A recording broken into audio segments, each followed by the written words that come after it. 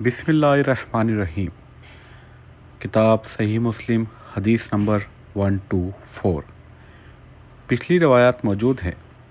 آخری روایت حضرت ابن عباس رضی اللہ عنہ سے ملتی ہے۔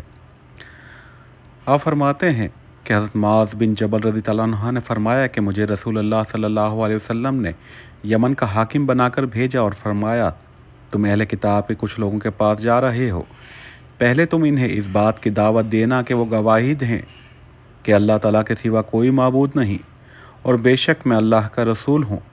اگر وہ اس کو مان لیں تو انہیں بتاؤ کہ اللہ تعالیٰ نے دن اور رات میں 5 نمازیں ان پر فرض فرمائی ہیں۔ اگر وہ اس کو بھی مان لیں تو ان کو بتاؤ کہ اللہ تعالیٰ نے ان پر زکوٰۃ فرض کی ہے جو دولت مندوں سے لے کر انہی کے مفلس طبقے میں تقسیم کی جائے گی۔ اب اگر وہ اس کو بھی مان لیں تو تم ان کا بہترین مال ہرگز نہ لینا اور مظلوم کی بد دعا سے ڈرنا، کیونکہ مظلوموں کی بد دعا اور اللہ تعالیٰ کے درمیان کوئی پردہ نہیں ہوتا، یعنی براہ راست اللہ تک پہنچتی ہیں۔ جزاک اللہ۔